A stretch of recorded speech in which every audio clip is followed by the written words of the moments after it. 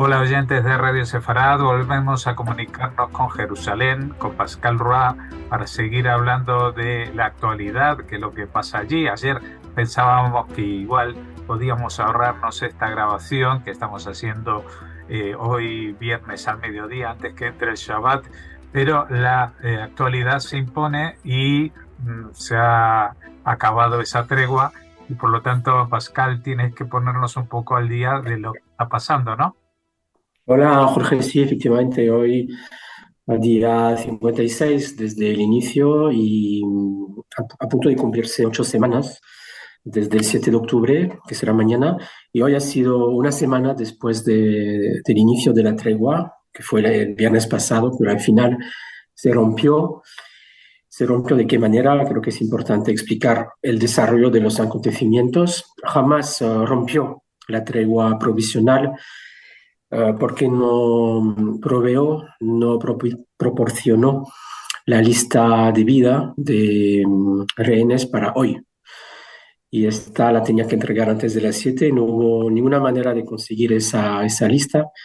Ya estábamos viendo en los últimos días cómo estaban actuando muy a regañadientes, creo que es la buena expresión, estaban como esperando en el último momento, también dentro de su circo, o sea, un circo psicológico, de guerra psicológica que mantiene desde el principio. Así que no presentó la lista y ya a las 6 menos cuarto hubo un primer cohete, o sea, antes de las 7 siquiera, 6 menos cuarto de la mañana, hora de Israel, ya tiraron unos cohetes hacia, pues, hacia los kibutzim cerca de la franja de Gaza, que fueron interceptados. Así que Israel no tuvo otro remedio que reanudar las operaciones de guerra y empezó ya a atacar a objetivos muy precisos, entre otros en Rafah. Hemos visto esta mañana una imagen muy impresionante. Siempre a mí me parece muy impresionante es como Israel consigue bombardear una planta de un edificio de 10 plantas. Y eso es lo que ha pasado porque seguramente ya tenía inteligencia de quién estaba ahí. No se ha revelado aún quién estaba en esta planta de este edificio de Rafah. Recordamos Rafah que está cerca de la frontera con Egipto. Pero bueno, es una de las primeras imágenes de la mañana con este ataque muy preciso.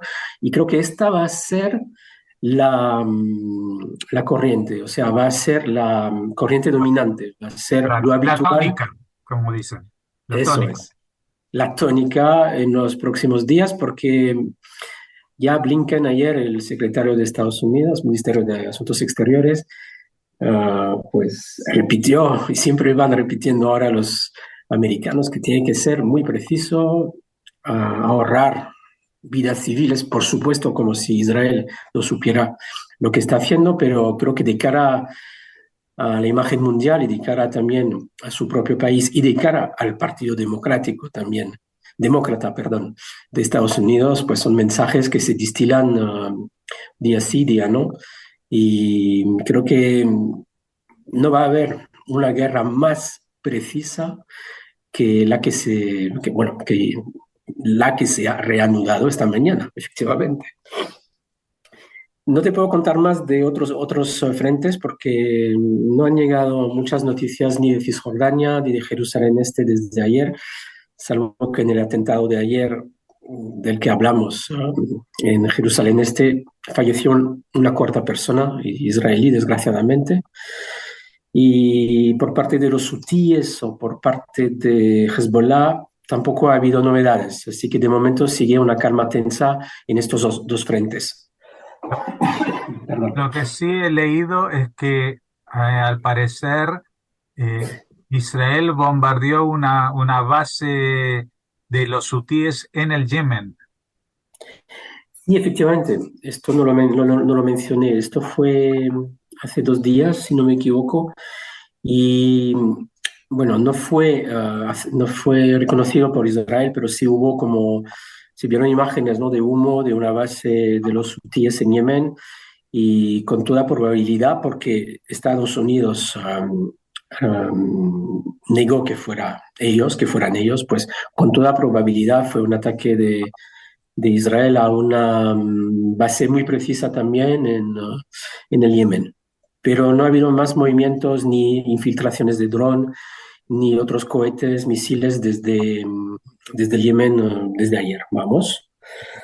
Y a nivel de rehenes, ¿te acuerdas que ayer, cuando dejamos de hablar, solo habían sido liberadas dos personas, una joven, medio francesa, medio irlandés, medio israelí, y una mujer de unos 40 años? Y pues a lo largo de la noche también se liberaron solo 6 personas. O sea, hablamos siempre de 10.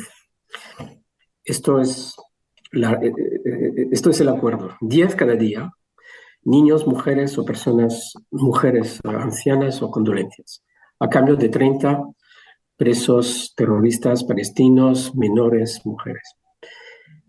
Y Israel aceptó lo de 6, o sea, el total 8, porque el día anterior Hamas liberó a 2 personas más, que supuestamente era un regalo a Putin, o sea, medio israelíes, medio rusas, pero que Israel al final, con tal de salvar el pellejo, salvar la vida, perdón, salvar la vida, pellejo no es una buena expresión, salvar la vida a 6 personas más, 6 israelíes más, pues aceptó el trato. Pero vemos por todos los lados que ya en los últimos días había como mucha reticencia de Hamas a seguir el pacto.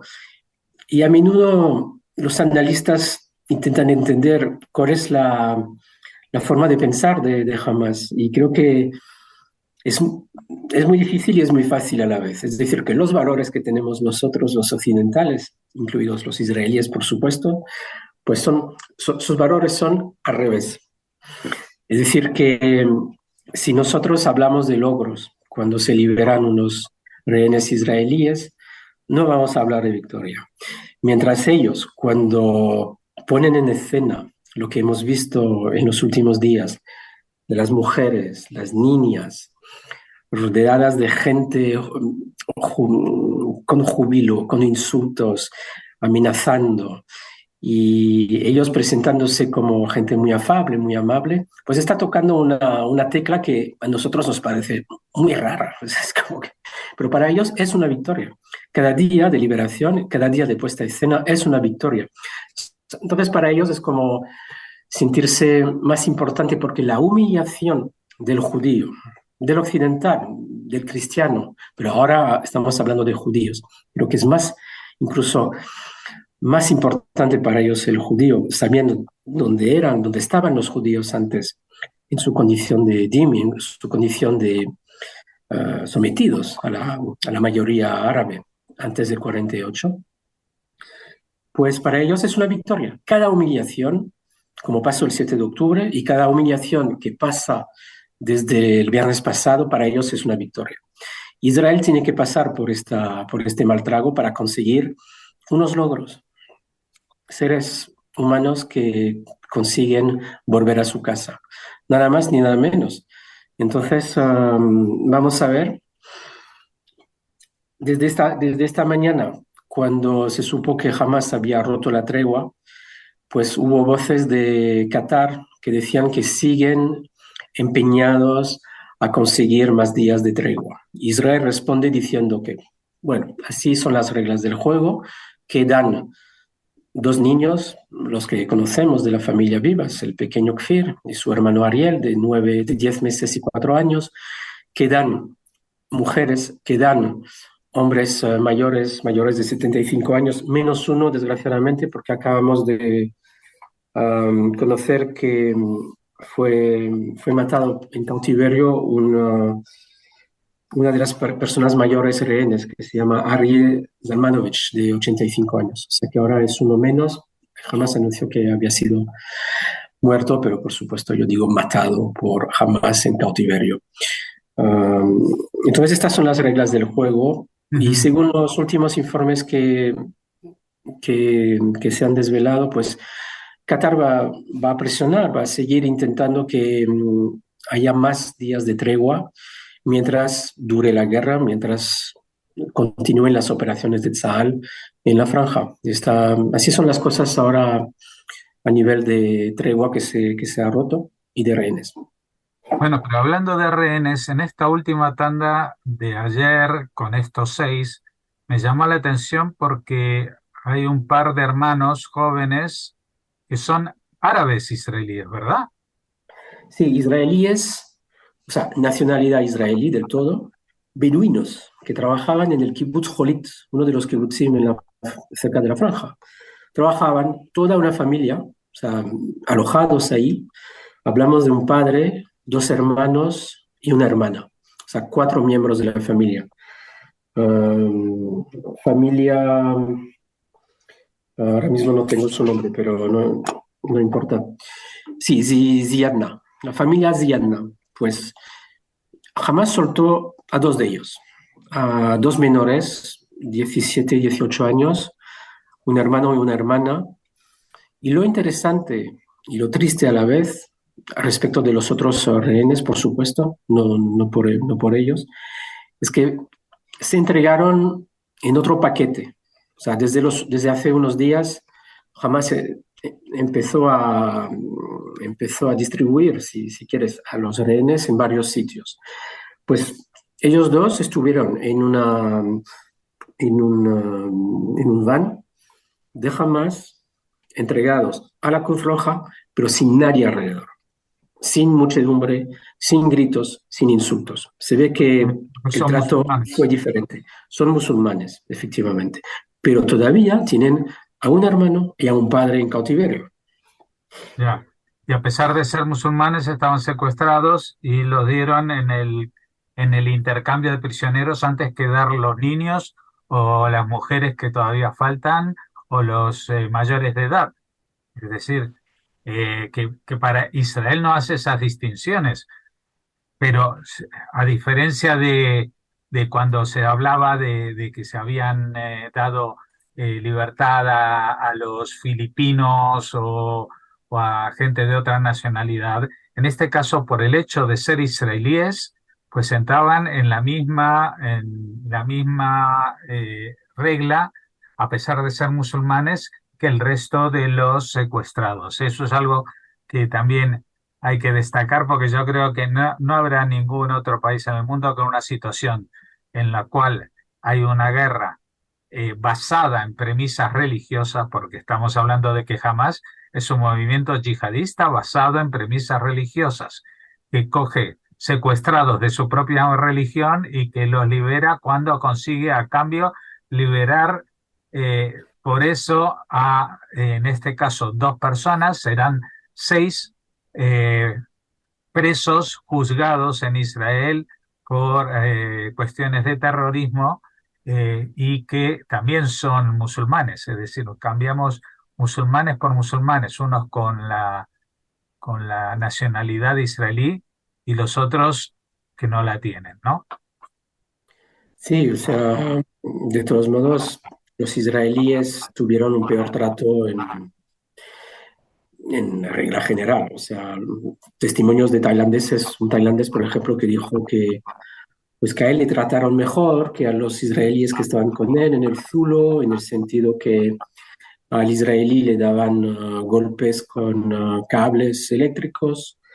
También un testimonio de dos hermanos cuyas piernas se quemaron los terroristas de Hamas con tubos de escape de una moto para reconocerles en caso de se escapen. O sea, sin relación con el tubo de escape, quiero decir que si huyen si quieren huir de su cautiverio, pues se sabrá quiénes son porque tendrán una marca del tubo de escape en su pierna. O sea, cada día, por supuesto, no sabemos el alcance de las torturas que sufrieron los israelíes, pero cada día un detallito más Vamos y conociendo bueno, más detalles. Bueno, sí.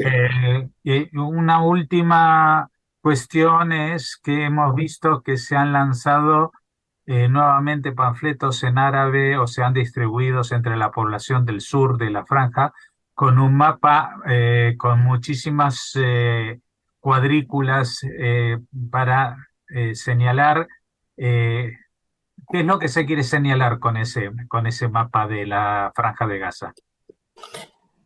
Sí, o sea, primero se difundieron folletos, sobre todo hoy a la población de Khan Yunis, que está en el sur, donde se supone que es otro bastión de Hamas en Gaza, pues a la población se le insta a dirigirse o sea, dejar Khan Yunis y dirigirse hacia la costa, hacia lugares más, más a salvo.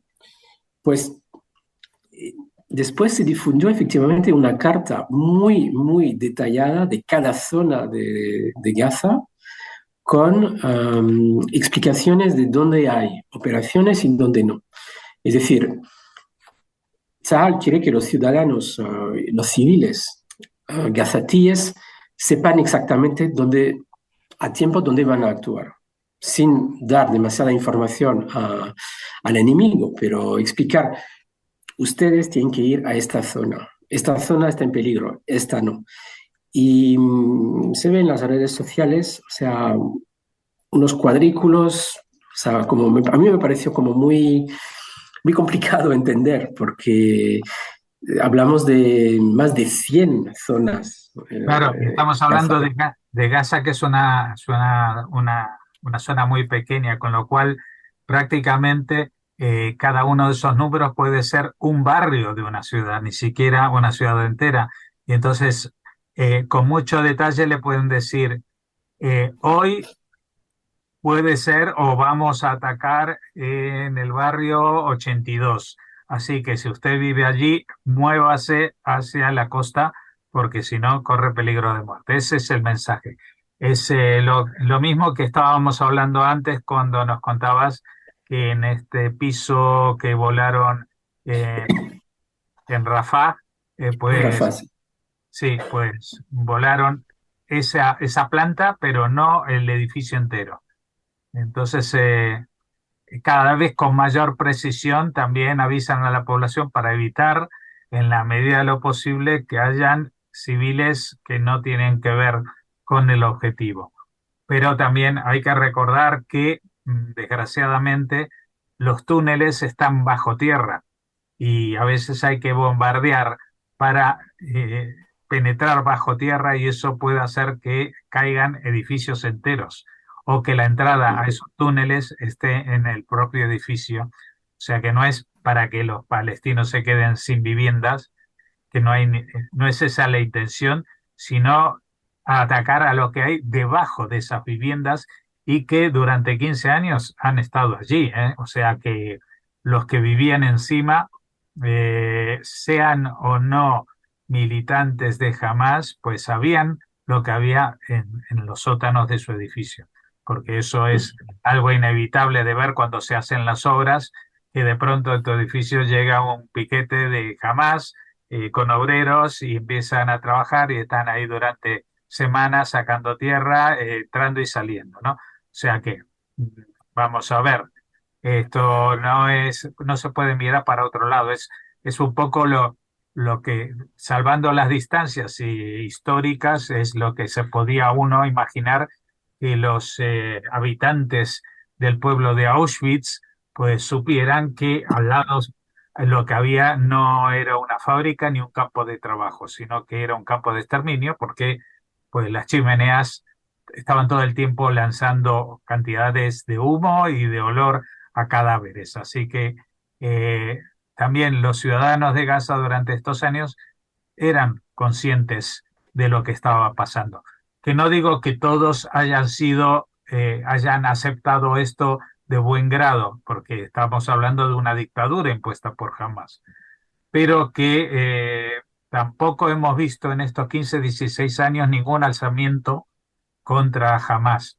En los regímenes más duros, después de 10, 15 años, en casi todos ellos han habido, con mayor y menor éxito, intentos de alzamiento de la población sometida.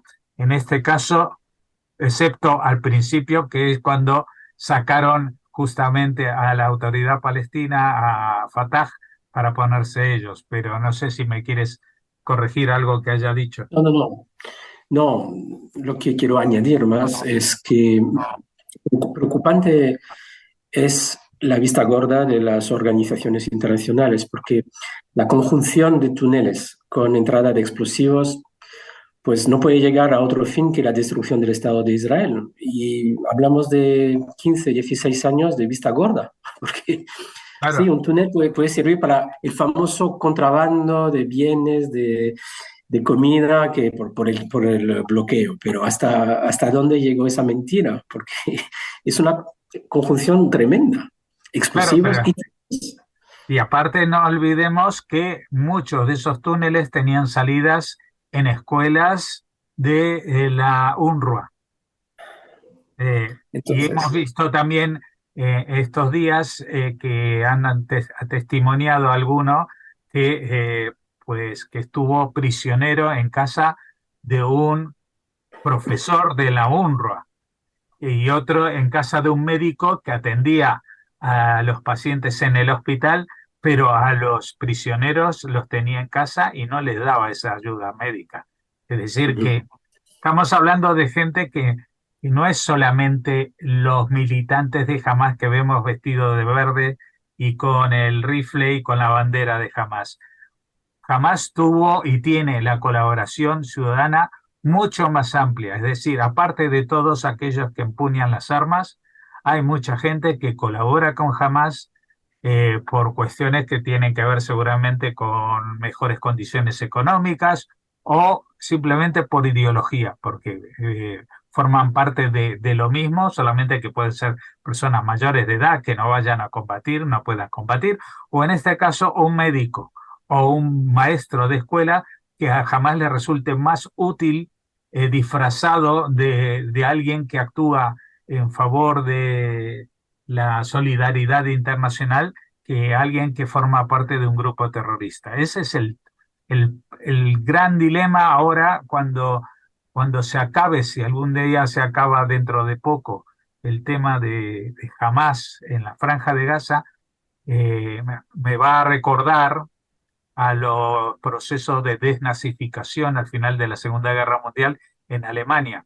A ver, quién era un jerarca nazi, quién no era nazi, quién estaba en contra.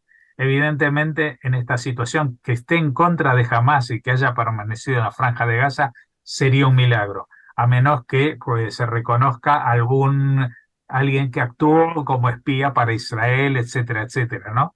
Pero sería realmente un milagro que alguien haya sobrevivido. Y el problema va a ser cómo se puede reconstruir una sociedad cuando todavía la gente que la forma eh, siguen odiando al vecino, que en este caso es Israel. ¿Cómo se puede solucionar eso? No sé.